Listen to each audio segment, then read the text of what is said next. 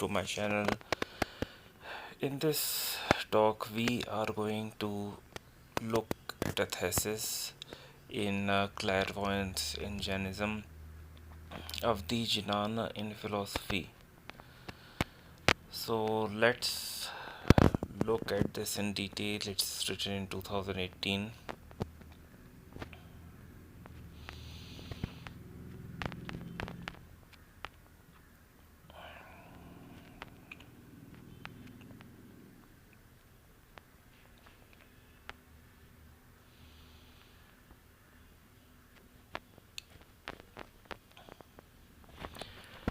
So let's go over the abstract of the thesis.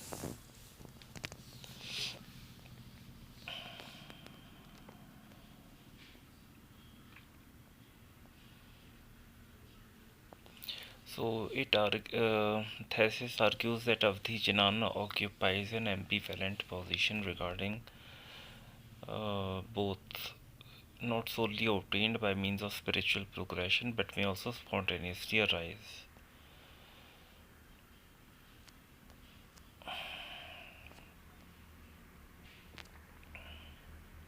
Several examples of clairvoyance from Jain narratives show how clairvoyance remained an ambivalent tool for virtuous transformation.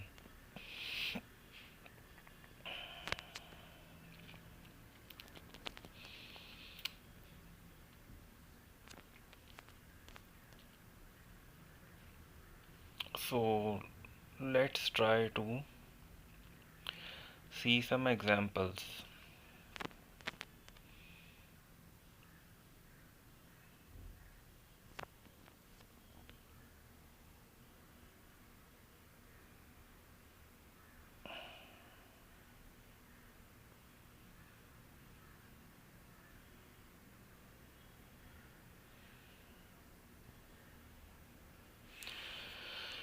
Okay, and before that, let's go over here importance of alms.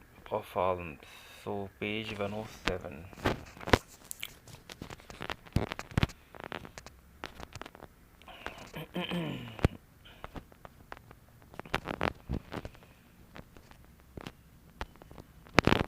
Page 107. We need to go to. The following two stories will highlight the pious act of giving gifts and results in acquisition of auspicious karma.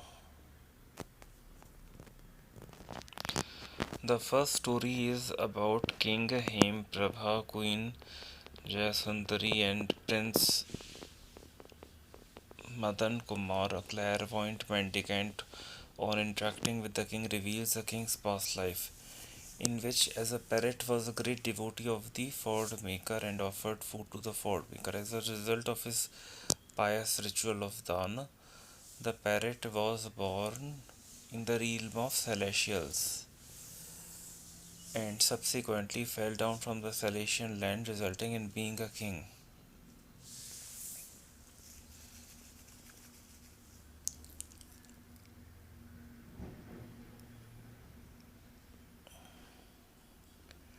On the other hand, the past life of Queen Jayasundari was not on meritorious deeds, as a parrot had taken away her rival's egg for 16 muhurats, and thus in this life her son Madan Kumar was separated from her for 16 years.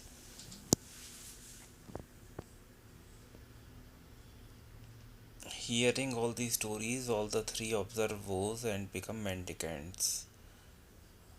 The second story is about a plowman owing to the merits of food offering as alms to the mendicant is born as a celestial in the first world of gods. Through his Avadhijnana, which accompanies with the birth of a celestial, he realizes the reason of why he achieved such a life. With full of pleasures, he decides to apprise his son the beneficial virtue of dana, and one night he advises to his son regarding the cultivation of virtuous life by the act of food offering to the mendicants.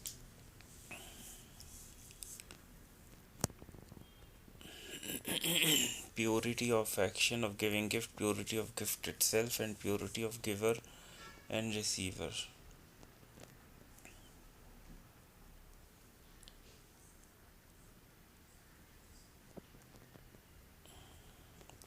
So now let's look at another story. The story is about Sadhvi Koranji, a Jain nun from the Jain Svetambra Terapanth tradition.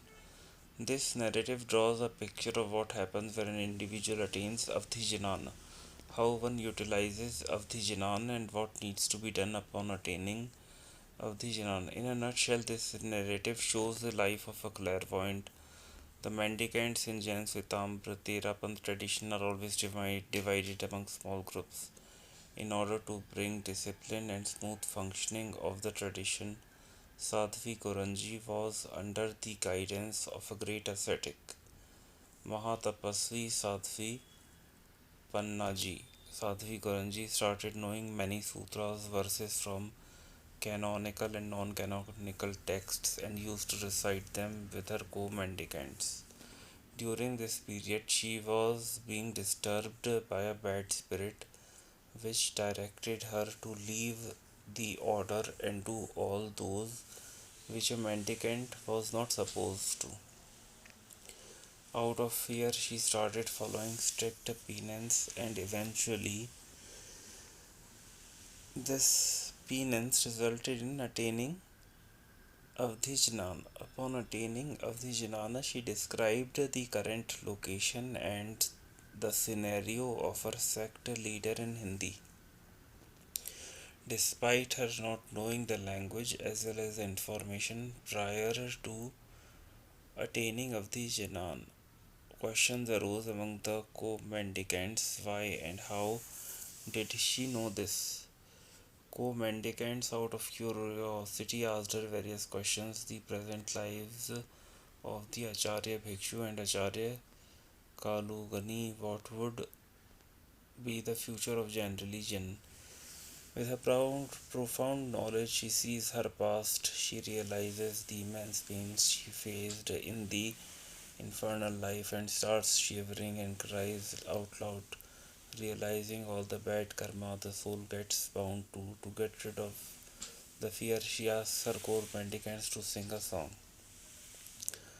Now, in her every sermon and discussion with everyone, she would talk about the Jain ethics, reality of life, and the principles of Jainism. With her knowledge, she realizes she would reach Siddhasila in her third birth. In her next birth in the celestial realm, she would not practice any spiritual penance. Thus, she decides to dedicate every minute of her current life towards extreme spiritual practices. The interesting aspect to know is to see how she has used her knowledge. When her co-mendicant asked about her future birth, she replied, "When the right time arrives, you will know."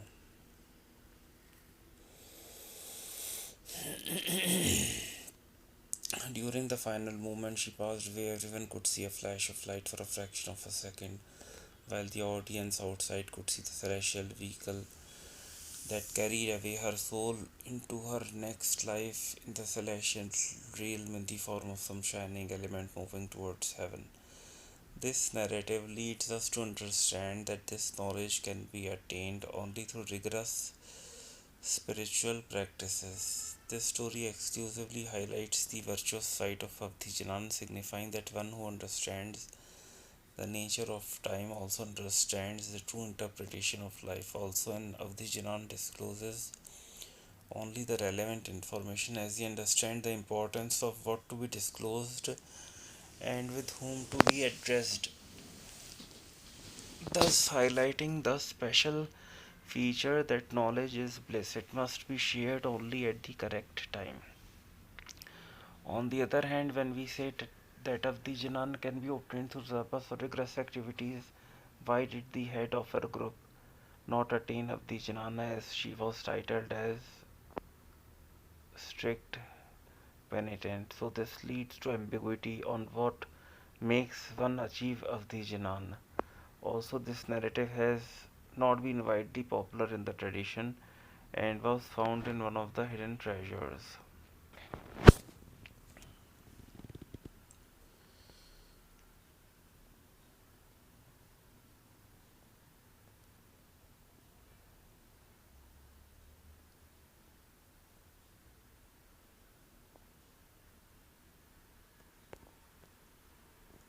So basically, it's quite a big document,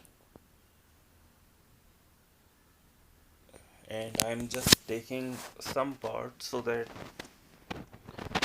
we can gain some light quickly, some knowledge quickly. Rather, if we go through all of the document in detail, it would take a lot of time.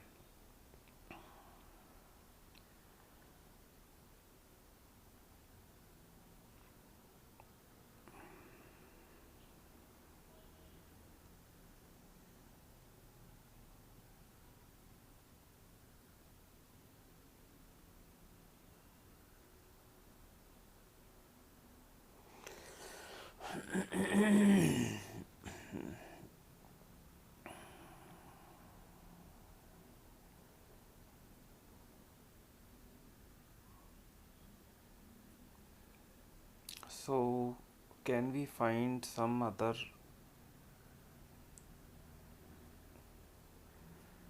good example?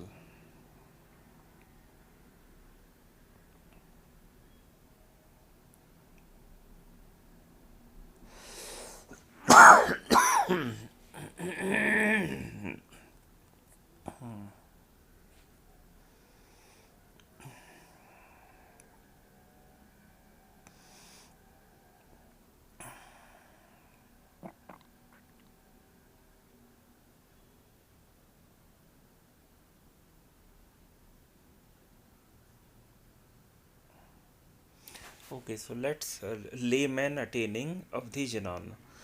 In this chapter until now, there have been, so we will just read this and we will finish over here. Uh, so, in this chapter until now, there have been narratives of a mendicant or celestial or infernal obtaining and using their Avadhijnana. This narrative of king and a trader is the only evidence that Avadhijnana can be possible to a layperson as well. King with his strict penance destructs his knowledge, obscuring and conduct deluding karma, and attains the clairvoyance.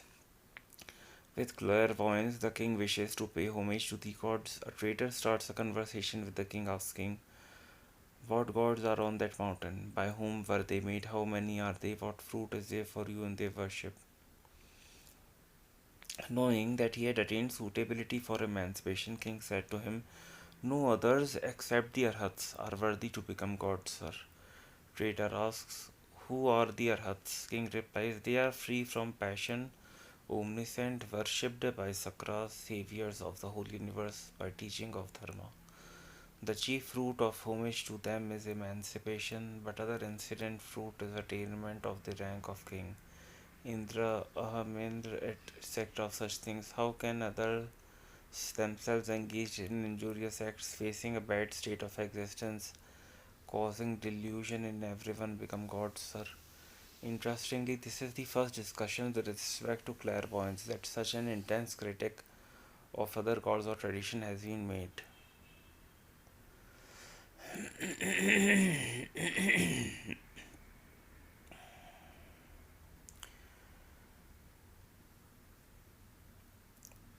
Important events in the Ramayana epic, few instances of Krishna and Kans. This does not just indicate the historical evidence, but also helps in tracing the interconnectedness of the Jain tradition with the various traditions.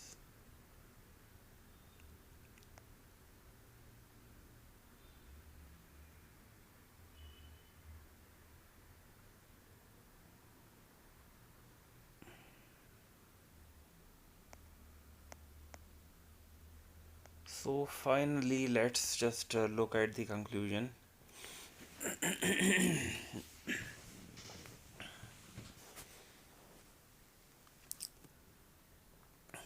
Jainism prescribes a path to liberation consisting of three treasures: correct perception, correct knowledge, and correct conduct.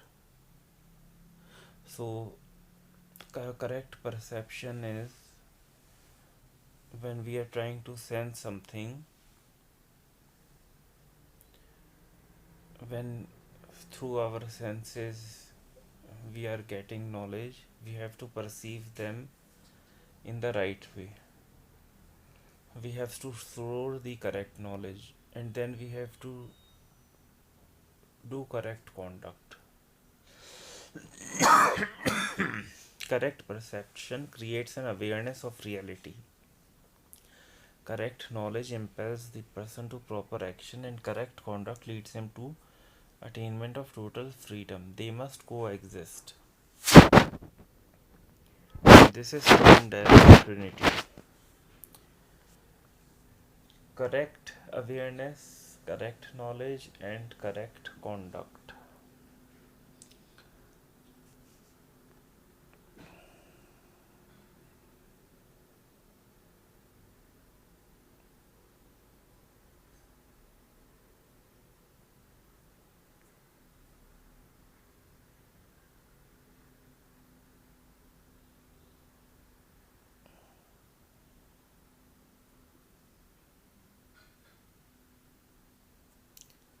So, I think that's enough for this talk.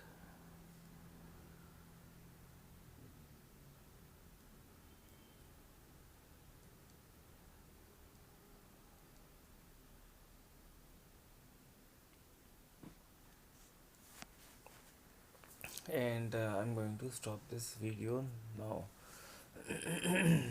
Let's just still read the last two lines.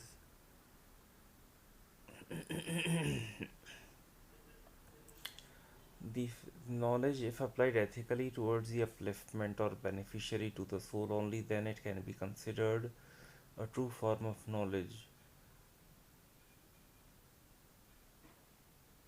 Ambiguous nature of in relationship with the process of spiritual purification.